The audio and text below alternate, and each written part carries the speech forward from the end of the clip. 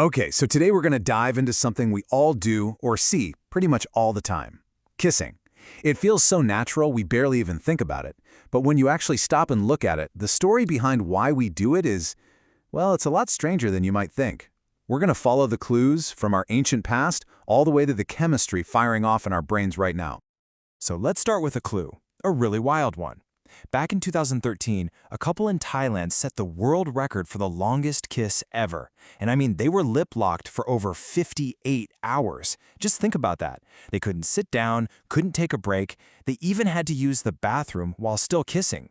You could literally drive across the entire United States in less time. And that marathon makeout session really brings up the central mystery we're exploring. Why? Why do humans do this? When you really stop and think about it, why is pressing your face against someone else's face considered like the ultimate sign of affection? It's kind of weird, right? All right, so our investigation is going to start by digging for clues way back in our deep past. To solve this thing, we've got to travel back millions of years to figure out where this bizarre but, wonderful behavior even came from in the first place. So the very first puzzle we have to solve is that classic question: is this nature or is it nurture? Are we just born with this urge to kiss, or is it something we invented and learned? Well, the instinct camp points to our primate cousins, the bonobos. They totally use kissing-like behaviors for comfort and bonding. But then, the nurture camp has a pretty good point too. Not all humans do it. In fact, some hunter-gatherer tribes have no history of romantic kissing at all. One of the most compelling clues from that learned behavior side is something called the kiss-feeding hypothesis. And I gotta warn you, that doesn't sound very romantic. The theory basically suggests that for thousands of years, mothers would pre-chew food and then pass it to their babies mouth to mouth, kind of like how birds do. So over time, this super practical act of survival and intimacy could have just evolved into a more general symbol of affection and love. But wait, there's another really interesting theory. This one suggests that the kiss is kind of an evolutionary echo of a primate spa day. Seriously, just picture two chimps. One is carefully grooming the other one, picking out dirt and bugs. Then right at the end of the session, the groomer does something pretty cool. They press their lips to the other's skin. Now, this isn't about getting clean. It's a ritual. It's about bonding and trust. The idea is that as we humans lost most of our body hair, we didn't really need to groom each other anymore. But that final intimate gesture, the kiss, it stuck around.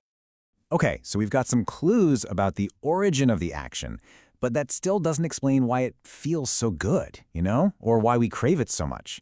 So let's move on to the next part of our investigation and put the kiss right under the microscope to see what's actually happening on a biological level. The first piece of biological evidence is actually really simple: touch. Our lips and tongues are absolutely jam-packed with sensitive nerve endings. I mean, our lips have more neurons than almost any other spot on our entire body, except for a few other sensitive areas. So when they touch another person's, it is like a fireworks display just goes off in our brain's pleasure centers. And when a kiss is really passionate, oh man, it triggers this whole cascade of responses in your body. Your heart starts to race, it's pumping more oxygen to your brain, your breathing gets all deep and irregular, your cheeks flush because your blood vessels expand, and your pupils actually dilate, which might be one reason why so many of us instinctively close our eyes when we kiss. While all that is going on, our brain starts mixing this incredibly powerful chemical cocktail. And the star of the show? Dopamine. This is the neurotransmitter of pleasure and reward. It is responsible for that exhilarating, kind of giddy feeling you get from a great kiss. And yeah, it's what leaves you wanting more. Next up in that cocktail is oxytocin. You've probably heard of this one, right? The cuddle hormone. It gets released during intimate physical contact, hugging, cuddling, and of course, kissing. Its main job is to build a really deep sense of attachment and trust. This is the chemical that helps turn that initial spark of passion into a real, lasting bond. And finally, we have serotonin. And this is where things get really interesting. You would think that this mood-boosting chemical would just spike, right?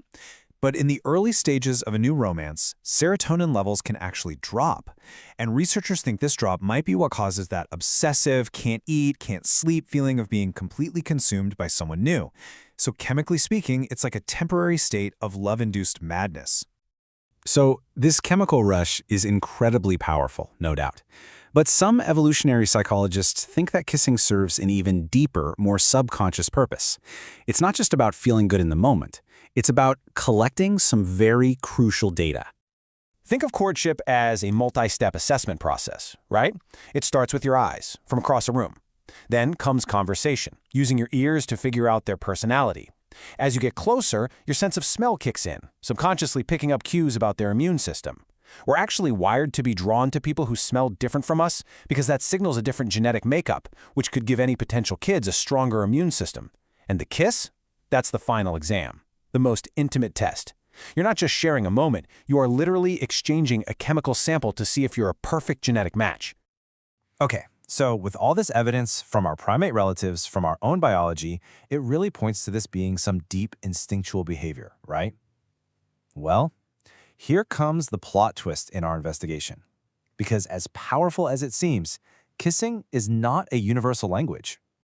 It turns out, anthropologists have found that about 10% of the world's cultures, historically, had no practice of romantic kissing. None. Instead, they showed affection in other ways. For instance, some Inuit and Maori traditions involve pressing noses together and sniffing.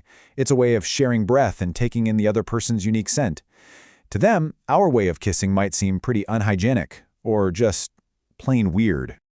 So if kissing is partly a cultural invention, we should be able to trace its history. And we can.